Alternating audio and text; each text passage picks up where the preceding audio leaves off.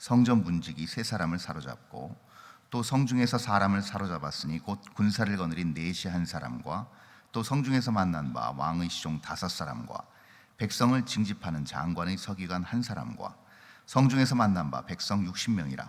시위대장 느부사라단이 그들을 사로잡아 가지고 림나 바벨론 왕에게 나아가매 바벨론 왕이 하맛 땅 림나에서 다 쳐 죽였더라. 이와 같이 유다가 사로잡혀 본토에서 떠났더라. 유다 땅에 머물러 있는 백성은 곧 바벨론 왕 느부갓네살이 남긴 자라. 왕이 사반의 손자 아히감의 아들 그달리아가 관할하게 하였더라.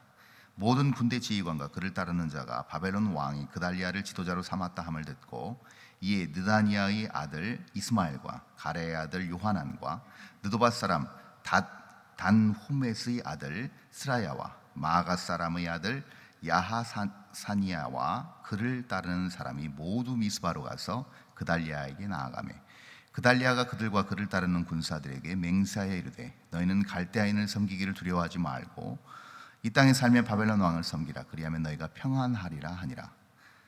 7월에 왕족 엘리사마의 손자 느다니아의 아들 이스마엘이 부하 10명을 거느리고 와서 그달리아를 쳐서 죽이고 또 그와 함께 미스바에 있는 유다 사람과 갈대아 사람을 죽인지라. 노소를 막론하고 백성과 군대 장관들이 다 일어나서 애굽으로 갔으니 이는 갈대아 사람을 두려워함이었더라.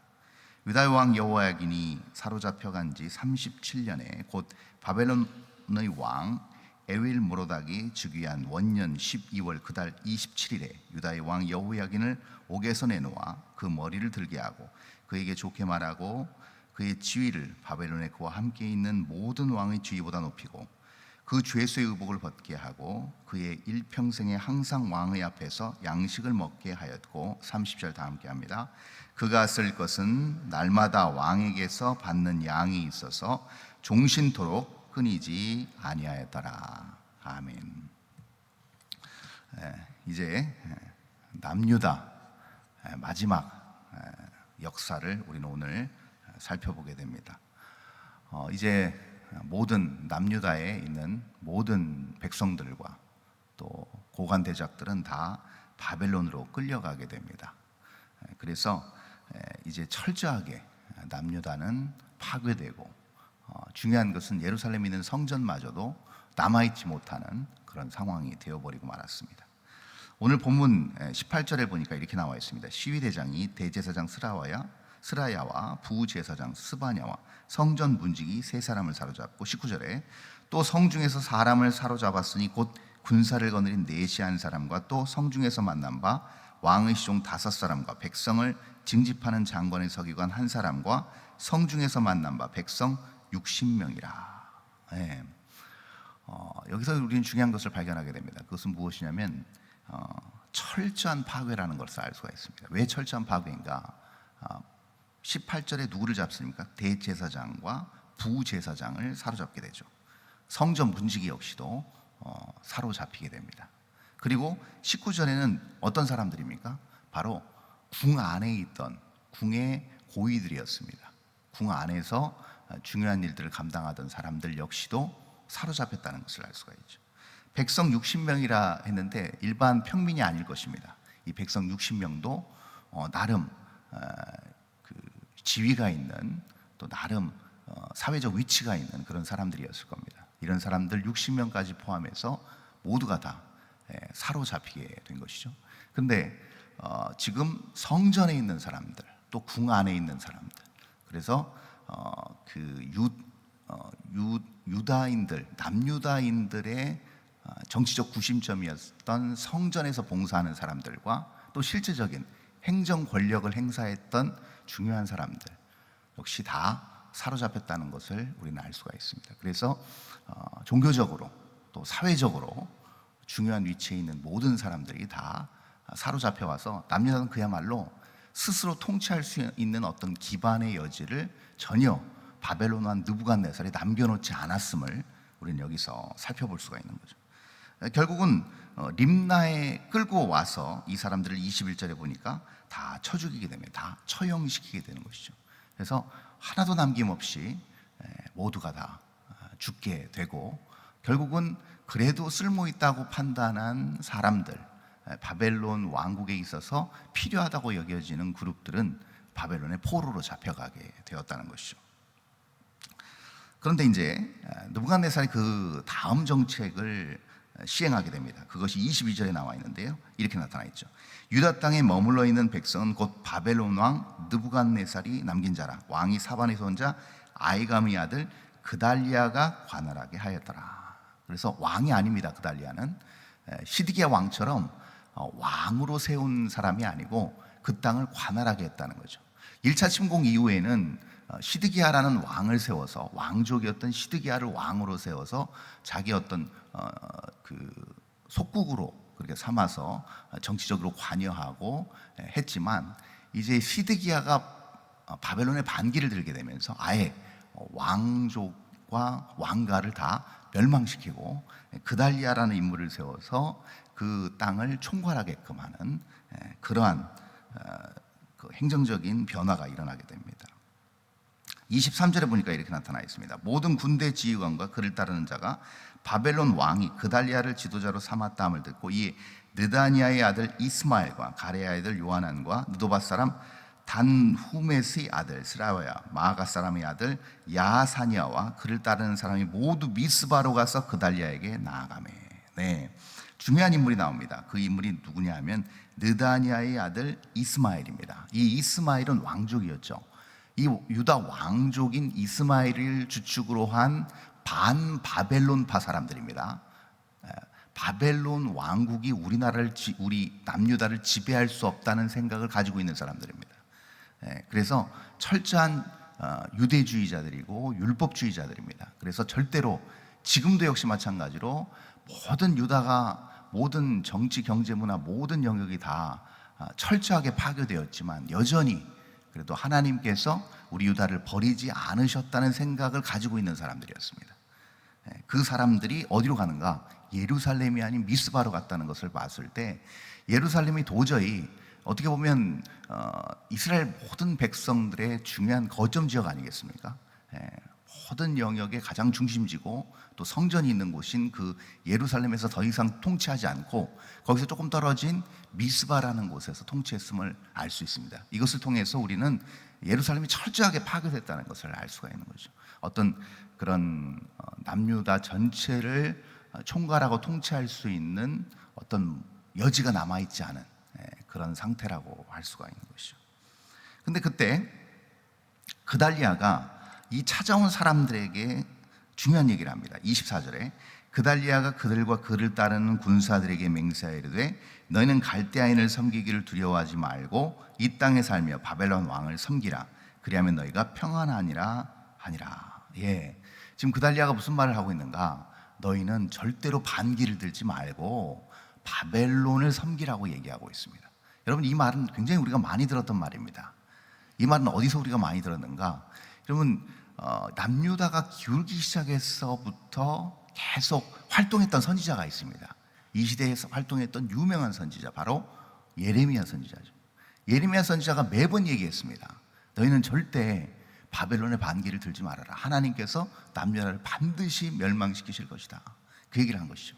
근데 이것을 남유다 백성들은 전혀 받아들일 수가 없었습니다. 왜요? 자기들은 선민이었거든요. 자기들은 항상 열악한 상황 속에서도 하나님께서 붙드셨고 기도하면 들어주셨거든요. 아무리 죄를 짓다가도 하나님 앞에 납작 엎드려서 하나님 살려달라고 하면 구해주셨거든요. 그래서 이들은 하나님께서 절대 우리를 버리지 않을 거라고 얘기했습니다. 근데 역시 그 원리 그대로 사실은 했어야 됩니다. 회개하고 자복하고 살려달라고 하고 하나님을 붙들었으면 하나님께서 긍휼과 자비로 다시금 기회를 주셨을지도 모를 일입니다. 그러나 이들은 말로는, 생각으로는, 관념으로는 그런 생각을 가지고 있었지만 그들이 행동으로 하나님을 붙들거나 하나님을 의지하는 전혀 일말의 어떤 행동과 자세가 없었다는 것이죠. 그래서 예레미야는 계속 얘기한 겁니다. 결국은 너희들은 멸망할 것이고 바벨론이 이 남유다를 지배할 것이다. 그래서 바벨론과 화친해라. 그것이 평안하는 길이고 너희들이 살 길이다. 이렇게 얘기를 한 것입니다. 역시 그달리아도 그렇게 얘기를 한 것이죠. 그런데 지금 이스마엘과 그를 따르는 모든 사람들은 지금 반바벨론파들입니다. 그래서 그달리아라는 어떤 바벨론의 앞잡이가 유다 땅에 버젓이 와서 똑같은 바벨론의 어떤 입장에서 통치하고 식민지화 시키는 거에 대해서 굉장히 반감을 가지고 있었죠. 그래서 결국은 어떻게 됐는가? 25절에 보니까 이스마엘이 부하 10명을 거느리고 와서 그달리아를 죽이게 됩니다. 암살하게 되죠. 그리고 그달리아뿐만이 아니고 미스마에 남아있는 유다 사람과 친 바벨론파들이겠죠. 이 유다 사람들도 죽이고, 그리고 갈대아 사람마저도 죽이게 됩니다. 굉장히 큰 분노가 있었겠죠. 그래서 죽이고 나서 이 사람들의 그 다음 행보가 중요합니다. 26절이 굉장히 중요한데요. 이렇게 나타나 있죠. 노소를 막론하고 백성과 군대 장관들이 다 일어나서 애굽으로 갔으니 이는 갈대아 사람을 두려워함이었더라. 이렇게 나타나 있습니다. 어디로 갔다고요? 애굽으로 갔습니다. 이 당시 아직 애굽은 바벨론의 치하에 있지 않은 상태였습니다. 결국은 애굽도 바벨론 앞에 무릎을 꿇게 됩니다. 결국은 종국엔 그렇게 되는데, 이때만 해도 남유다에서 반바벨론파들은 애굽과 손을 잡았습니다. 근데 여러분, 이것이 단순히 애굽이 그 당시 어느 정도 강성하게 바벨론을 대항할 만한 군사력을 또 경제력을 갖추고 있었기 때문에 애굽의 손을 잡고 애굽에 기대어 있던 것들이 아닙니다. 표면적으로는 그렇게 보일지 모르지만 여러분, 중요한 것은 무엇이냐면 애굽으로 다시 갔다는 얘기입니다. 여러분, 영적으로 이것을 풀어보면 그렇습니다. 애굽으로 갔다는 것은 무슨 말일까요? 여러분, 우리는 이미 알고 있습니다. 이스라엘 전체의 역사를 알고 있습니다. 애굽은 어떤 곳입니까? 그들이 애굽에서 출애굽해서 가나안 땅에 들어왔습니다. 그렇죠? 출애굽해서 가나안 땅에 들어왔다는 것은 무슨 얘기입니까? 하나님께서 애굽에 사로잡혀 있었던 백성들을, 당신의 거룩한 선민들을 전격적으로 선택하시고 모세를 통해서 가나안 땅에 입성하게 하신 하나님의 원대한 계획이 있다는 것. 그런데 이 40년 동안의 모세를 중심으로 해서 가나안 땅에 들어가는 모든 여정 가운데서 매 순간마다 이스라엘 백성들이 했던 얘기가 뭡니까? 배고플 때마다, 목마를 때마다, 불평불만 있을 때마다 이스라엘 백성들이 했던 얘기가 다시 애굽으로 돌아가겠다고 얘기한 겁니다. 왜 그랬을까요? 애굽으로 돌아간다는 건 그건 무슨 얘기냐면 하나님과 상관없이 살겠다는 얘기가 첫 번째 이유고요. 두 번째가 무엇인가? 바로 종노릇하며 살겠다는 겁니다. 누구의 종노릇이요? 애굽 왕의 종노릇을 하며 노예처럼 살겠다는 얘기입니다. 그 얘기는 무슨 얘기냐면 애굽의 왕은 하나님과 적대시하는 관계입니다. 하나님을 대항하는, 하나님과 맞서는 그런 세력입니다. 그게 영적으로 풀 수 있는 바로의 자리고 바로의 의미입니다. 바로 왕의 의미. 근데 그 휘하에 들어가서 노예로 살겠다는 얘기는 세속적인 삶의 올무에 스스로 빠지겠다는 얘기밖에 안 된다는 것이죠. 그들을 그 올무에서 해방시켜 주셨는데, 그 올무에서 다시금 하나님의 백성으로 자유롭게 삼아 주셨는데도 불구하고 단순히 먹을 것이 없어서, 입을 것이 없어서, 마실 것이 없어서 다시 그 세속의 그늘 아래로 들어가겠다, 하나님께서는 이건 절대 용납하실 수 없었습니다. 그래서 그 말을 할 때마다 하나님께서는 굉장히 분노하셨습니다. 왜냐하면 하나님의 모든 이 구원의 역사, 이 대업을 완전히 제로화시키는 거예요. 백지화시키는 얘기이기 때문에 그렇습니다. 그래서 하나님이 이것을 용납하실 수 없었다는 것이죠. 마치 이것과 같습니다. 우리가 하나님 앞에 구원받았는데 하나님의 구원을 인정하지 않고 받아들이지도 않고 다시 옛 삶으로 돌아가고 싶어요 라고 얘기하는 것이죠. 여러분 생각해 보십시오. 이것이 얼마나 하나님께 불충한 일이 되겠습니까? 그 엄청난 대가를 치르셔서 우리를 구원해 주셨는데 하나님의 구원을 인정하지도 않고 하나님 모를 때가 더 좋았다고 생각하고 하나님을 멀리한다? 이건 하나님 앞에 너무나도 큰 배신이고 너무나도 큰 불순종이라고 할 수 있겠습니다. 큰 죄악이라고 할 수 있겠죠. 근데 이들이 그토록 예레미야를 통해서도 얘기하고 그 당시 많은 선지자들의 하나님의 말씀을 대언한 선지자들의 하나님의 그 명령에도 불구하고 이들은 어떻게 했는가? 그 바벨론의 침략과 그 다음에 유다의 멸망을 인정하지 않고 그 모든 권위를 다 자기들 손으로 다 짓밟아버리고 결국은 그 자리도 지키지 못하고 애굽으로 피난하게 됩니다. 어떻게 보면 당연한 현상이라고 할 수가 있습니다.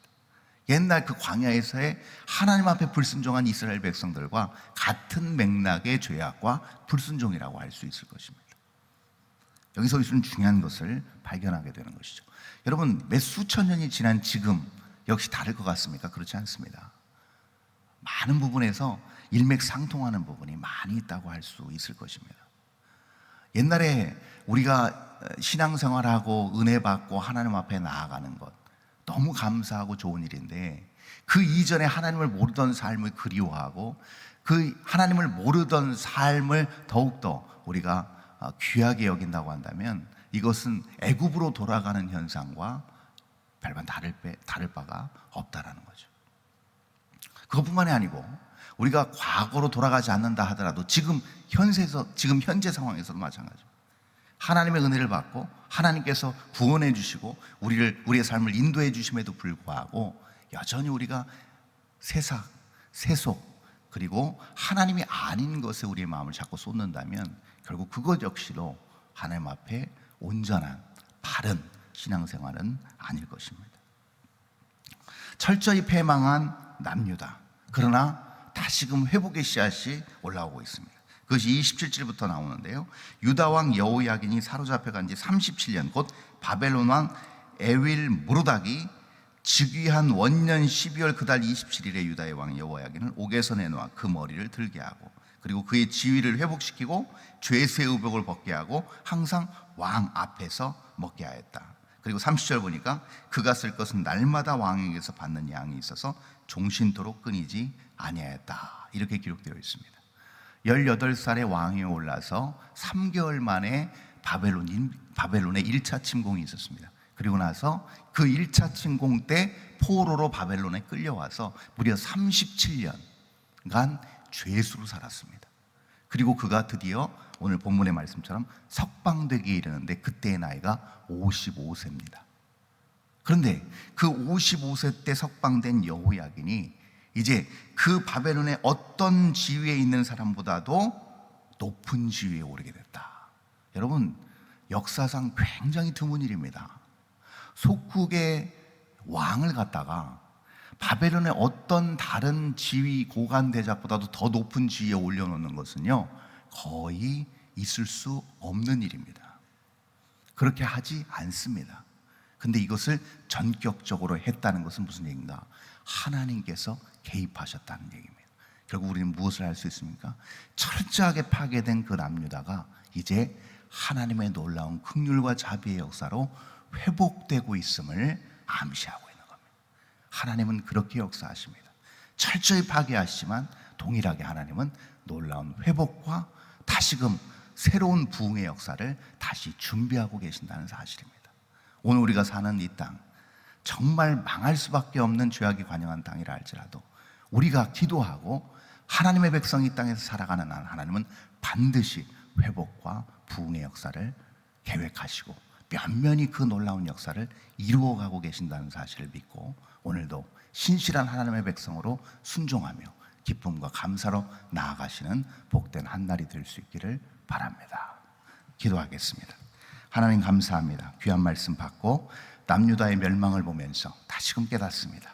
우리가 온전히 붙들어야 될 것, 돌아가지 말아야 될 것, 온전히 바라보고 우리가 귀하게 삼아야 될 것들을 깨닫게 하시는 은혜 감사합니다. 하나님, 아무리 다 멸망한 것 같고 다 파괴된 것 같아도, 전혀 소망이 없는 것 같아도 그 가운데서 놀랍게 회복하시는 역사, 놀랍게 부흥의 역사로 계획하고 계시고 그것을 이루어 가시는 하나님의 놀라운 섭리를 깨달아 알게 하시니 감사합니다. 하나님, 그 중심에 우리가 있는 줄 믿습니다. 그 역사의 대업에 우리가 동참하게 하시고 그것을 온전히 깨닫고 오늘 주어진 환경 가운데서 하나님의 놀라운 뜻과 계획에 붙들려 신실하게 주님과 동행하는 복되고 은혜로운 삶을 허락하여 주시옵소서. 그리하여서 하나님의 놀라운 섭리를 기대하고 꿈꾸며 나아갈 수 있는 복되고 은혜로운 삶을 오늘 주님 앞에 온전히 드리게 하옵소서. 감사드리며 거룩하신 예수 그리스도 이름으로 기도합니다. 아멘. 하늘에 계신 우리 아버지여, 이름이 거룩히 여김을 받으시오며 나라의 몹시며 뜻이 하늘에서 이룬 것 같이 땅에서도 이루어지이다. 오늘날 우리에게 오늘 양식을 주옵시고 우리가 우리에게 죄진 자를 사하여 준 것 같이 우리 죄를 사하여 주옵시고 우리를 시험에 들게 하지 마옵시고 다만 악에서 구하옵소서. 대개 나라와 권세와 영광이 아버지께 영원히 있사옵나이다. 아멘. 승희자 권사님 감사